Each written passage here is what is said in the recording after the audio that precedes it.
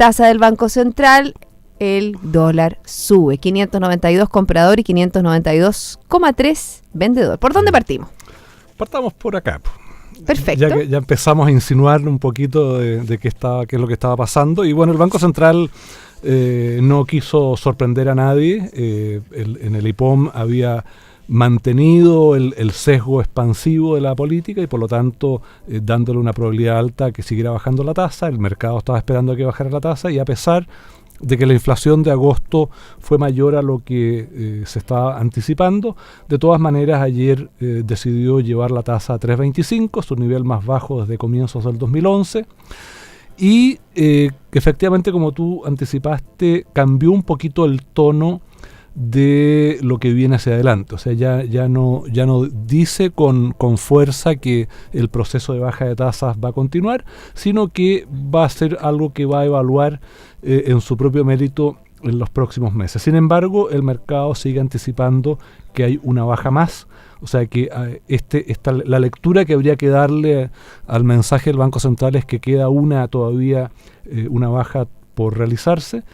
Yo creo que no necesariamente va a ser en octubre.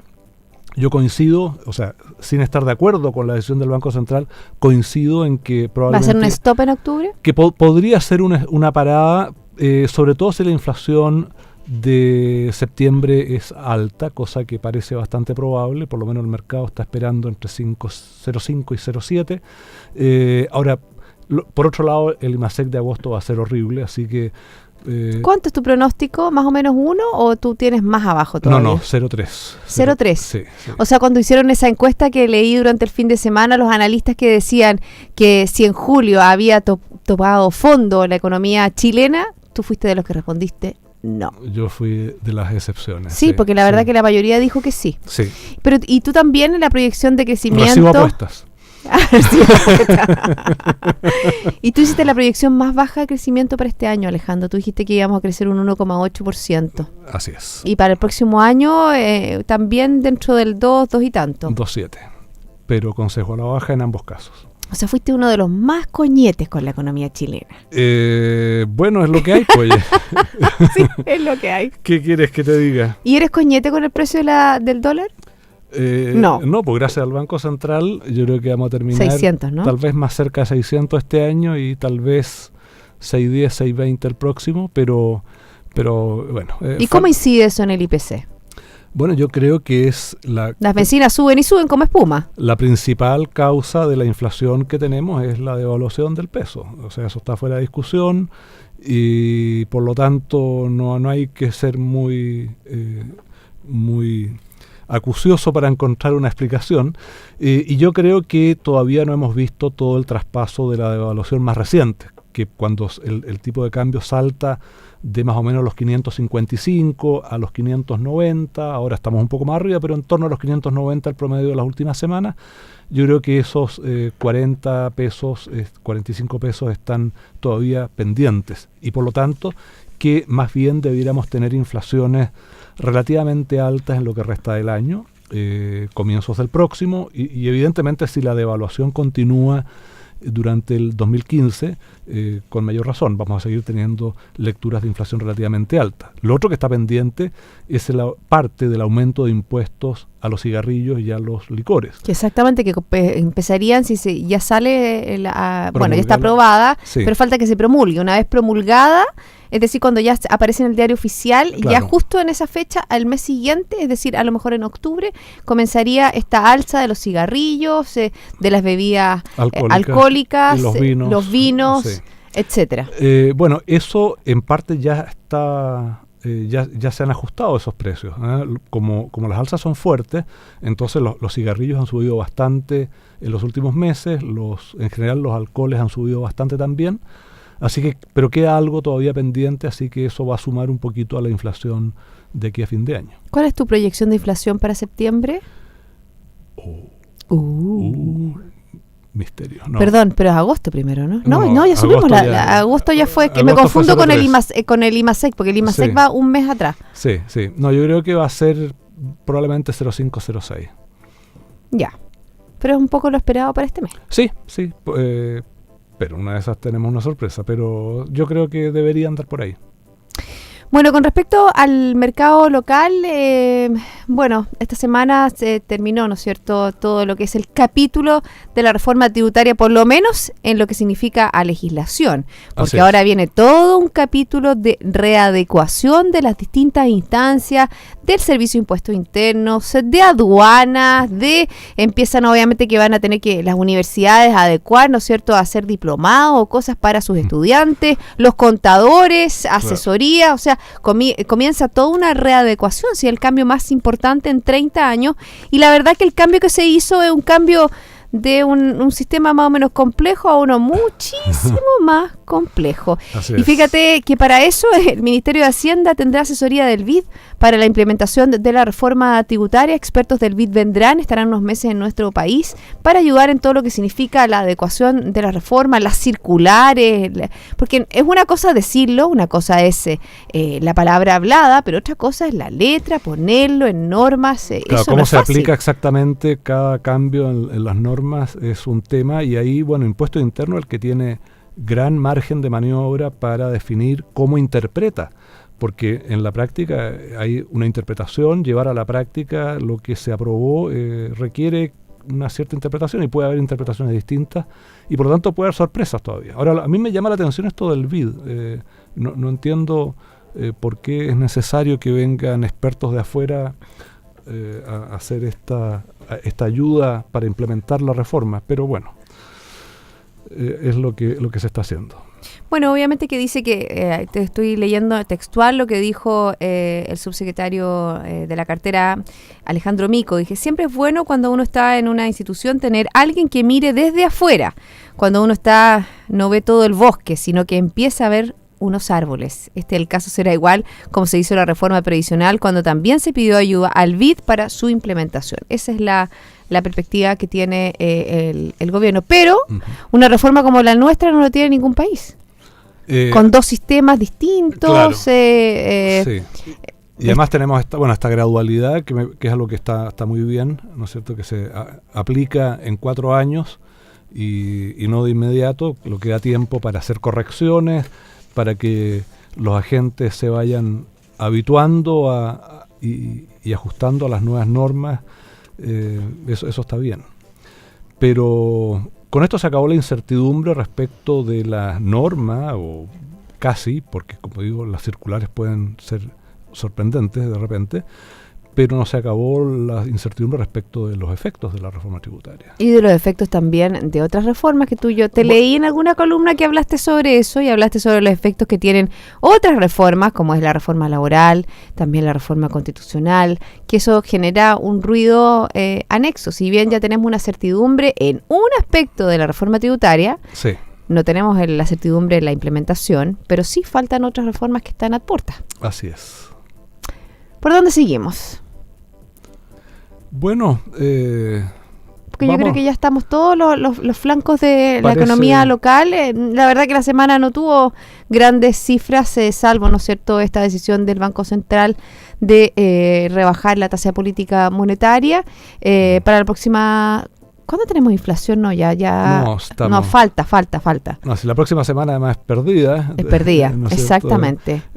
Puede venirse el mundo abajo y nadie se va a enterar aquí, así que hay que pensar en la semana del 22, que es la última semana, que hay todavía unos pocos días después de fin de mes, y ahí en la subsiguiente vendrían los datos del INE que nos van a permitir estimar con un poco más de precisión el IMASEC, por ejemplo, vienen las remuneraciones después, y el IPC ya viene hasta los primeros días de octubre, así que ahí falta todavía. Sí, falta todavía. Bueno, nos vamos a nivel internacional porque han habido noticias. Si quieres cerramos el capítulo de Estados Unidos, porque después yo creo que en la segunda parte del programa vamos a tener mayor detención en lo que significa a la zona euro. Hoy día, por ejemplo, tuvimos datos con respecto a Estados Unidos, y con respecto a las ventas que tuvo las ventas minoristas, aumentaron un 0,6% en agosto. Sí. Y sabemos... ¿Perdón? El mejor resultado en 4 meses. Exactamente. Y bueno, y también Estados Unidos impone sanciones económicas al mayor banco ruso. El gobierno estadounidense, además, ¿no es cierto?, de las sanciones que impone la Unión Europea junto con Estados Unidos, anunció la imposición de nuevas sanciones a Rusia. El banco ruso Sberbank, en respuesta a las continuas acciones desestabilizadoras en Ucrania. Lo pronunció más o menos, no tengo idea, pero lo leí y dije, sonó bien, ¿no? Por lo menos. No sonó muy ruso, pero no importa. ¿No? Sberbank. No sé. Me perdonen los rusos que nos están escuchando, porque no, la verdad que no lo sé. Hacemos una pausa ahora, ¿no? Vamos. ¿Algo más que agregar de Estados Unidos? Tal vez después. Ok. ¿Quiere pausa? A mí. Ya. Hacemos una pausa y yo les quiero comentar que BCI Corporate Investment Banking ofrece soluciones en corretaje de bolsa, Miami Branch, securitizadora, banca privada, sales and trading, finanzas corporativas y asset management a través de un solo ejecutivo de relación. Quédese con nosotros, hay más Mirada Financiera. BCI Corporate and Investment Banking, un socio estratégico con un modelo de atención integral único y un banquero de relación que le entregará las mejores soluciones ante desafíos complejos, con ideas innovadoras que aporten valor y una ejecución distintiva en negocios de gran escala. BCI Corporate and Investment Banking. Sentémonos a conversar.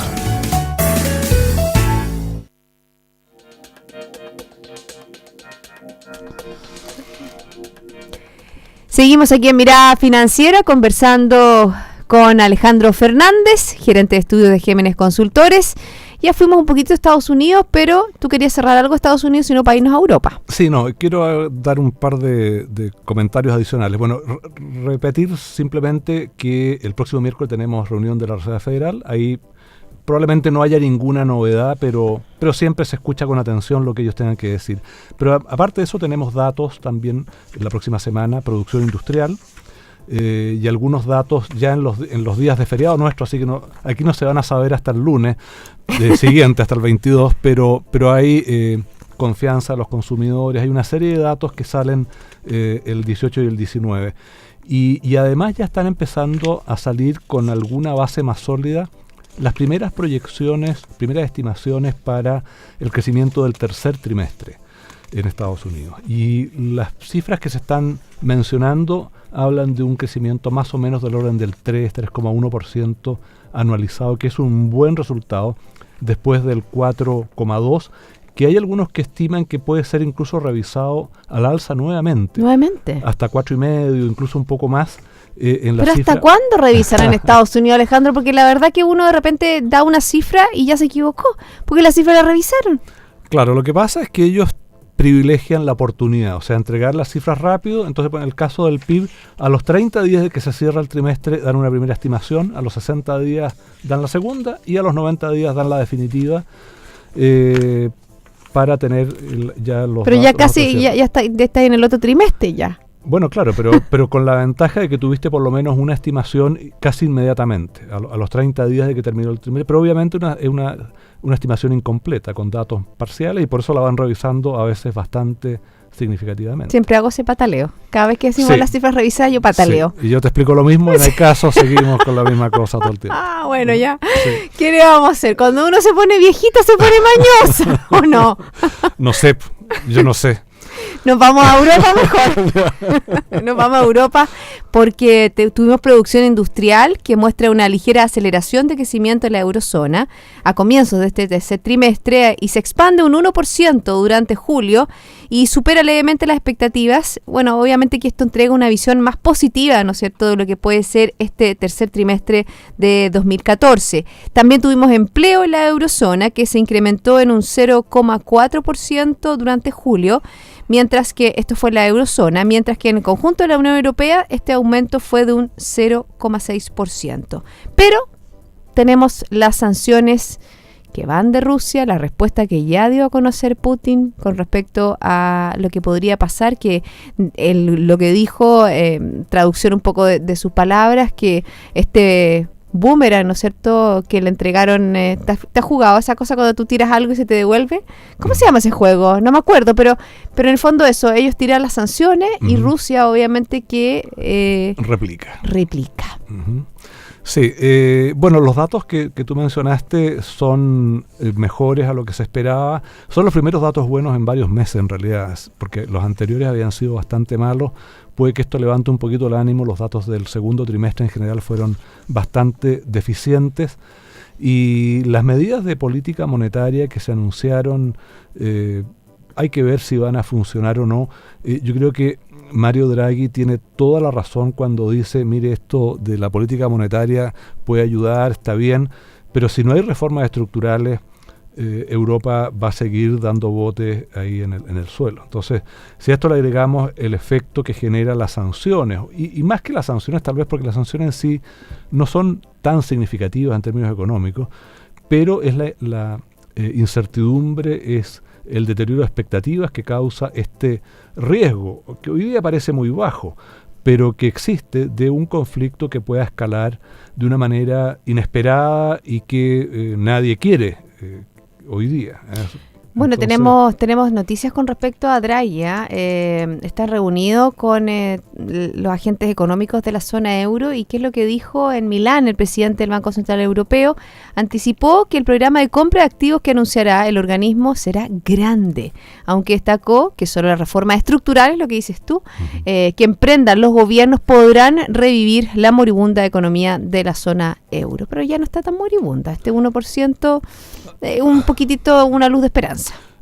Sí, no, pero yo creo que es malo quedarse con esa esperanza porque en realidad necesitan hacer reformas mucho más profundas. O sea, aquí los únicos que han hecho algo ha sido bajo presión, España, Irlanda, algo Portugal, pero los países grandes del continente no han hecho mucho. Francia e Italia son los que están más atrasados y eso es lo que preocupa. Alemania, que hizo mucho, está en una política bastante austera. Ayer leía que mencionaban como un gran logro que el próximo año, me parece que no van a tener que endeudarse para financiar el presupuesto fiscal.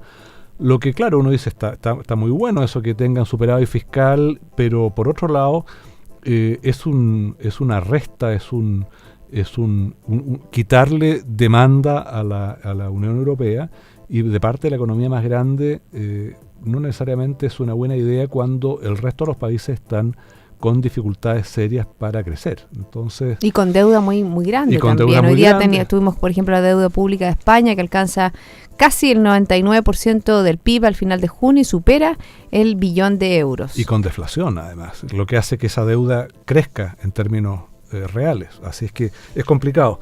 Pero lo otro que va a ocurrir mientras nosotros estemos, o algunos de nosotros estemos celebrando aquí la próxima semana, es el referéndum en Escocia. Exactamente, es como bien importante eso luego de 300 años, porque también, no solo por lo que pueda generar en esa zona en Gran Bretaña de por sí, sino que, por ejemplo, habían aires medios independentistas en Cataluña.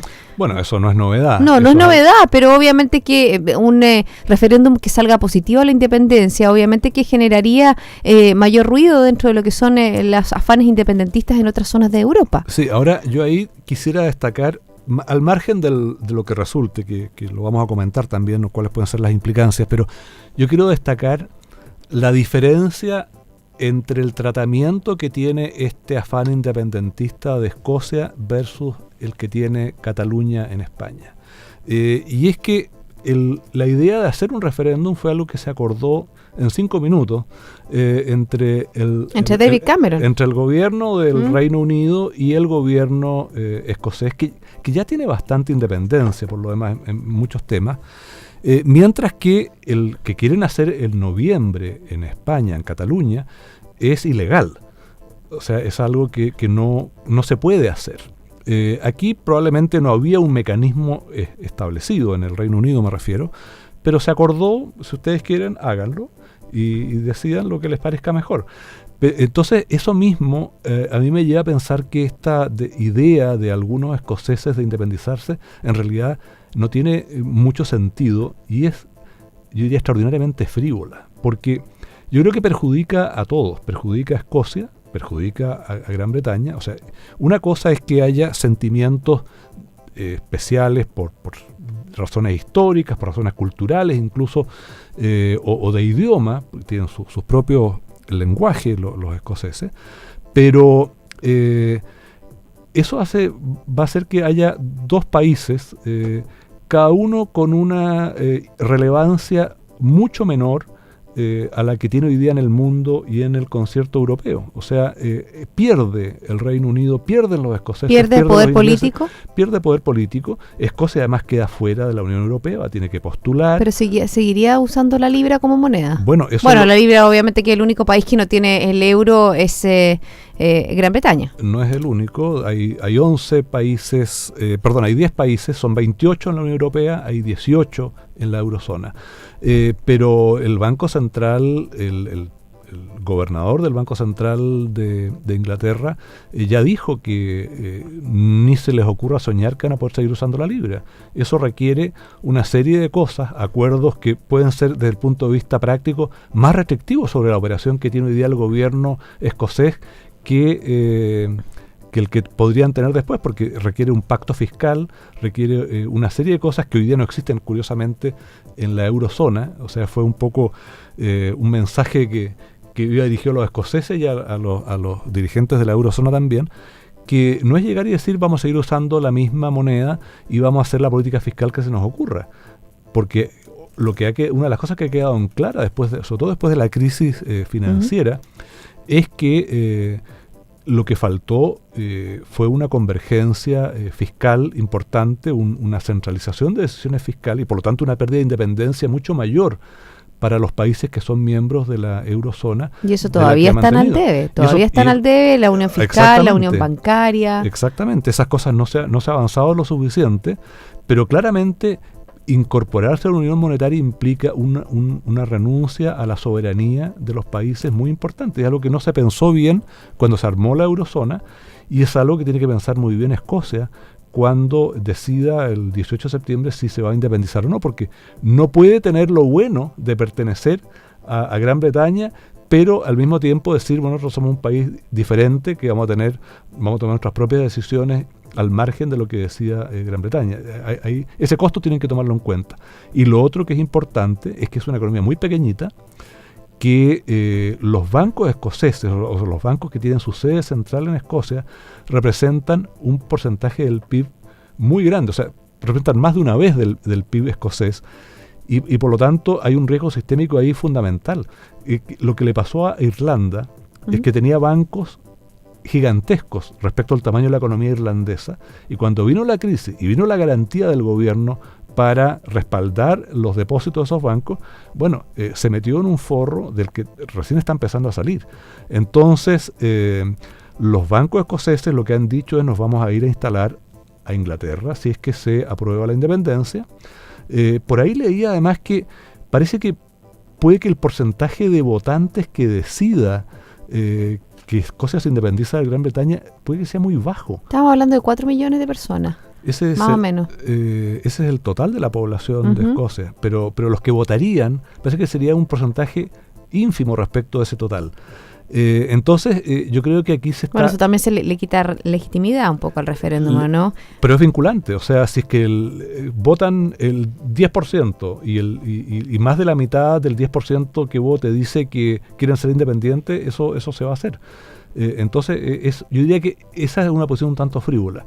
El tema de Cataluña, por otro lado, yo creo que tiene más justificación, porque hasta cierto punto yo creo que los reclamos de los catalanes son correctos, en términos de que ellos de alguna manera subsidian al resto de España, de que ellos están muy amarrados, o sea que a pesar de que haya bastante autonomía, ellos siguen muy dependientes del gobierno central, al punto de que no pueden decidir libremente si se quedan o no se quedan dentro del país. Y bueno, si es que el resultado del referéndum escocés llega a ser positivo, ciertamente eso va a poner mucha más presión sobre el gobierno español frente a esta consulta que se va a hacer en los primeros días de noviembre. Es un tema complicado, no solo para España, es un tema complicado para la Unión Europea también. Bueno, todo eso vamos a estar a puertas, ¿no es cierto?, de la próxima semana, que comienza con Escocia, y lo otro de Cataluña sería más o menos en el mes de noviembre. Muchas gracias por esta clase magistral de economía internacional. La verdad que me encantó. Yo creo que nuestros auditores también aprendimos mucho sobre el devenir político y económico de estas dos zonas del mundo. Que tengas un excelente fin de semana. Muchas gracias, Paulina, tú también. Buenas vacaciones. Muchas gracias. Bueno, nos reencontramos nosotros el lunes y quédese en compañía de Radio Infinita. Hasta entonces. Radio Infinita, idioma universal, con el auspicio de BCI Corporate and Investment Banking, presentaron Mirada Financiera, el análisis de los principales hechos que mueven a los mercados financieros de Chile y el mundo. En Infinita, indicamos la hora. 2 de la tarde, 32 minutos.